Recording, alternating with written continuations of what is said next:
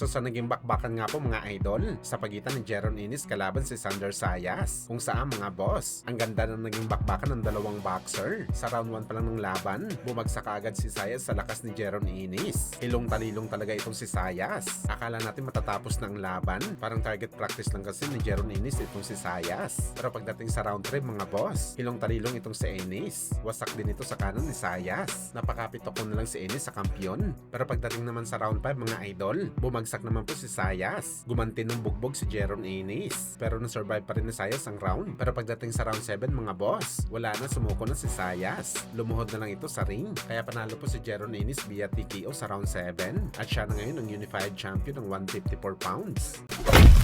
So matapos nga po mapabalita mga idol na nag-file ng complaint ng kampo ni Eman Bacosa kay Rodelyn Perez, pati na sa referee ng laban nila dahil sa illegal punches na ginawa ni Perez sa bakbakan, kung saan nagsalita na nga dito si Perez mga boss. Ano ya, parang na-discourage na daw ito mag-boxing pa matapos ito maging kampiyon at ma-upset ang pinakasikat na prospect boxer na si Eman Bacosa. Well, expected na talaga natin mga idol na magre-reklamo talagang kampo ni Eman Bacosa kay Perez, lalo pa na high blood ng mama ni Eman matapos sabihin nito na parang tulog daw ang referee dahil sa hinampas na daw sa batok ang kanyang anak, pero wala man lang daw ginawa ang referee at hindi man lang ito nagbawas ng puntos. Well, meron namang karapatan talaga ang kampo na Eman mga boss na magreklamo kung palagay nila hindi tama, pero gayon pa man mga boss, hindi talaga dito may iwasan na ulanin talaga ng batikos ang kampo ni Eman at sigurado tayo mga boss na ang posibleng sasabihin ng mga boxing fans nagreklamo ang kampo ni Bacosa dahil sa hindi nila matanggap ang kanilang pagkatalo sa kapwa nito Pinoy. Kung may pagkakataon kasi mga idol na makitaan ng mali si Perez, posible bawiin sa kanya ang panalo at ibigay ang panalo kay Eman, pati na mga idol ang titulo ng kanyang nasungkit. At masakit talaga ito para kay Perez, lalo pa palagay nito siya talaga ang nanalo sa bakbakan dahil pinabagsak nito sa Eman ng 3 beses. Sayang talaga yung lechon baboy ni Perez mga boss sa kanyang victory party matapos nito ma-upset si Eman. Mauwi lang talaga sa wala kapag binawi sa kanyang titulo.